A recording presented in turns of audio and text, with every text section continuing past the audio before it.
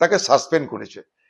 মুর্শিদাবাদে এখন টিএমসি যেটা করছে, আমাদের দলের বিভিন্ন এলাকার অ্যাক্টিভ যারা নেতা, তারা কেউ জনপ্রতিনিধি, তারা কেউ ওয়ার্কার, তাদের জন্য মমতা ব্যানার্জির নির্দেশে মুর্শিদাবাদ জেলায় অপারেশন শুরু করেছে সেখানকার এসপির নেতৃত্বে পুলিশ।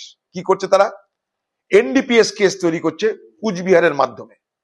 কুচবিহারে মাথা ভাঙা, কুচবিহারে বক্সিরহাট থানায় সেটা এপি সেন্টার, তা তৈরি হচ্ছে সেখানটায় কেস।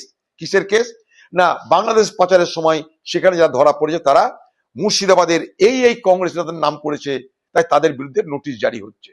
কি, তোমরা সব বক্সিরহাটে চলো, কুচবিহার থানা চলো, সেখানটা তোমরা হাজির হবে, দিয়ে অ্যারেস্ট হবে। অর্থাৎ পশ্চিমবঙ্গের মুর্শিদাবাদ জেলাকে বাংলার মুখ্যমন্ত্রী সারা বাংলা জয় করেও তার মন থেকে আতঙ্ক যাচ্ছে না।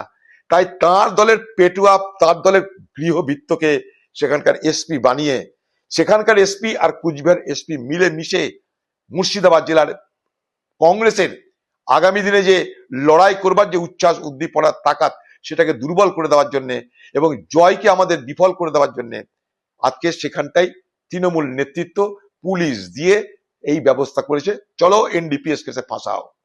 বহুত পুরানা ট্যাকটিক্স আবার চালু করেছে। বহরমপুর থেকে 1000 কিলোমিটার দূরে কুচবিহার, আমাদের পুরো পৌরসভার নির্বাচিত জনপ্রতিনিধি, সেখানকার শিডিউল কাস্টের চেয়ারম্যান, সেখানকার প্রার্থী আমাদের, তার বিরুদ্ধে নোটিশ চলে আসছে, এনডিপিএস কেসে তুমি অভিযুক্ত। নোটিশ দেওয়ার সময় নাটক হচ্ছে, পুলিশ যাচ্ছে, ভিডিও হচ্ছে, অর্থাৎ সমাজে তাকে কলঙ্কিত করার চেষ্টা হচ্ছে। বাংলার দিদি, ফেয়ার ইলেকশন করুন। আপনি ভয় পাচ্ছেন কেন? আমাদের